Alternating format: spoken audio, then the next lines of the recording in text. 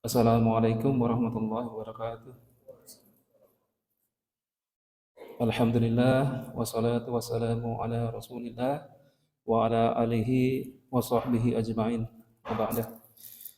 Sebagian masyarakat punya prinsip ketika dia mengikuti amalan dan ajaran seorang guru, maka dia bebas dari tanggung jawab. Sehingga kalau dia salah mengikuti guru, nanti yang akan menanggung dosanya adalah gurunya. Prinsip semacam ini tidak benar dan bertentangan dengan penjelasan yang Allah sebutkan dalam Al-Quran. Di antaranya, Allah menceritakan pertengkaran antara tokoh sesat dan pengikutnya.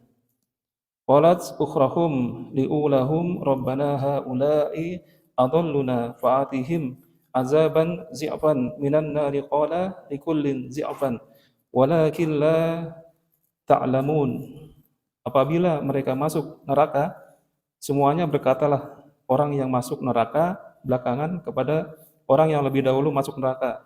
Ya Tuhan kami, mereka telah menyesatkan kami, sebab itu datangkanlah kepada mereka siksaan yang berlipat ganda dari neraka. Allah berfirman, masing-masing mendapatkan siksaan yang berlipat ganda, akan tetapi kamu tidak mengetahui. Orang yang sudah lebih dulu masuk neraka membalas, waqalat ulahum li ukhrahum fama kana lakum alaina min fadli fadhuku azaba bima kuntum taksibun.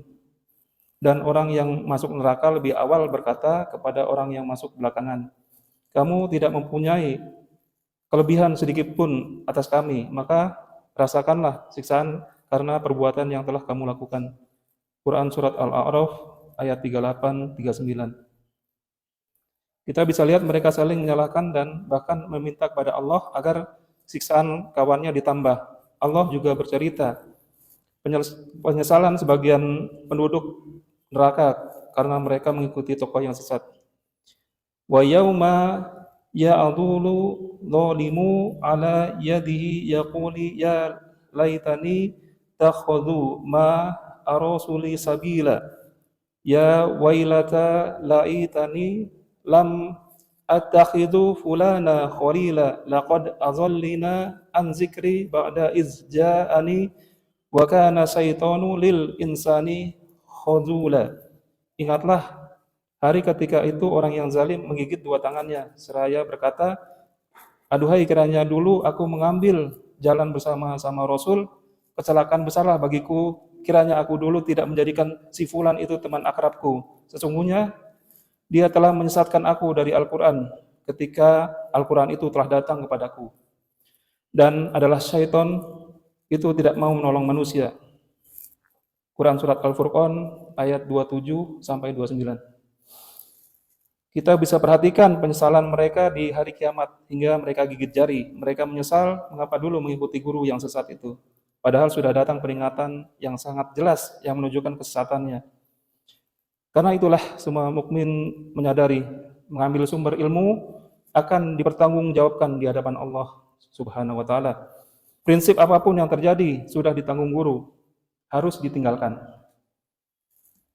Jika dia jelas memang menyimpang, membela kekufuran, jangan lagi dia jadikan referensi dalam ilmu agama. Dulu Muhammad bin Sirin, ulama tabi'in, muridnya Anas bin Malik, mengingatkan, ilmu adalah bagian dari agama. Karena itu perhatikan dari mana kalian mengambil agama kalian. Orang yang belajar agama hakikatnya sedang membangun ideologi. Ketika sumber ilmunya orang sesat, akan terbentuk ideologi yang sesat dari muridnya. Karena itu jika terheran ketika seorang doktor alumni Australia dijadikan referensi ilmu agama, kita terheran ketika manusia liberal dijadikan rujukan dan diminta komentar masalah Islam. Kita terheran ketika pembela orang kafir dijadikan acuan dalam bidang tafsir Al-Quran.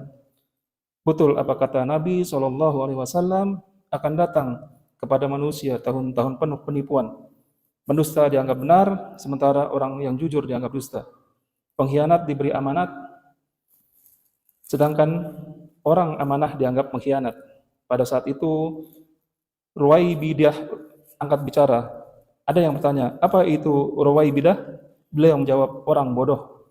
Masalah agama yang turut campur dalam masyarakat. Hadis riwayat Ahmad, Ibnu Majah.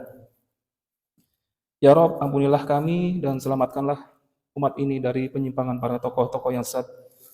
Aqulu qouli hadza astaghfirullah li wa lakum. Wassalamualaikum warahmatullahi wabarakatuh.